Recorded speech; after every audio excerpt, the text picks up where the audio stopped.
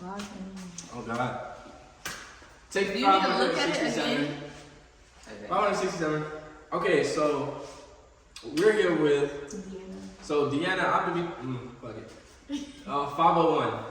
I'm Demetrius Carson. We're here with. So Deanna is my client for today, and we are going to be going over a demo on the do's and don'ts and conducting some of these workouts. And we're gonna do workouts focusing on the core, shoulders, chest, glutes, and quads. So the first workout we're gonna go over is a basic push-up. Who does it benefit? Individuals that is trying to strengthen the upper body. And why is it beneficial? Is because it benefits multiple muscle groups in the upper body. So we're gonna start off in a basic push-up. Okay, so when you're in a basic push-up, you want to be parallel to the ground. So you want to be parallel to the ground, and then you want, when you go down, you want your arms to be at a 90-degree angle, and then push up through your palms when you get to the ground. So let's go ahead and do 2 reps at push-up. 90 degrees, come up. 90 degrees, come up. You can get one more in. You can get one more in. 90 degrees, come up. That's a perfect push-up. Okay, so actually, while she's down there, things that you can improve on if you want to progress, you can do multiple hand gestures. So you can, the basic push-up, it will be hands on the side, but then you can do cone, or you can do wide grip, or you can do close grip. So as you improve, you can try those things, and it'll target different places on the arm and chest. So the knots, this is what we don't supposed to do.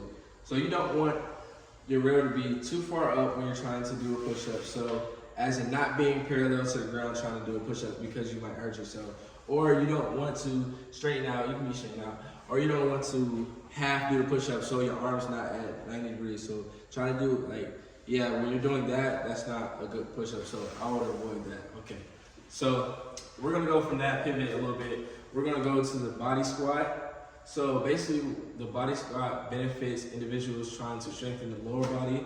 Why is it beneficial? Is because it strengthens your quads and your glutes. So basically, what you want to do in this position, you want your legs to be shoulder width apart. You want your back to be straight, and when you bend your knees, you want to push your hips backwards as you're bending your knees and try to get 90 degrees. Okay, so we're gonna do 5 demo squats for you guys, body squats. Okay, so we do 1, 2, 3, 4, 5. Okay, so we're gonna go down, pushing out, making sure we're going 90 degrees, pushing out. That's 2. We're gonna do 3 more. Making sure your knees are straight out. Your knees are not caving in. 5. There we go. Some things that people do when they're doing a squat, they're not going 90 degrees. So a tip for that is just to keep going until you feel like it's burning. Because when it's burning, you're working out. But sometimes some people tend to just, with the bar or with the body squats, they're not going down the way. Some things, if you want to get, improve the weight, you can grab a dumbbell, for example. You can grab a dumbbell and do added weight, going with it, added weight, and you can go up to the weights you need to go up to or you're comfortable with, that's working your quads and your glutes.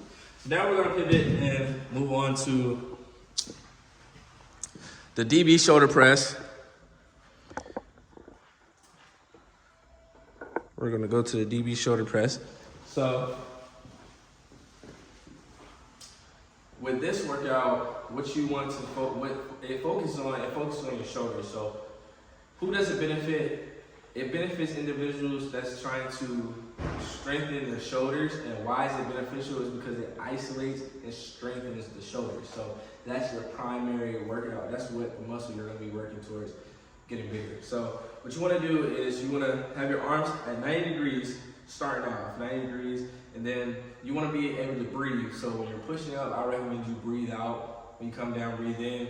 So you gotta get the circulation going. You do not need to hold your breath. A lot of people hold their breath when they're working out, and it's not good for you. So what we're gonna do is we're gonna push up, strength, there we go, straighten your arms out, come down back to 90 degrees, then we're gonna go back up, strength out, 90 degrees, then we're gonna hit and we're gonna go out.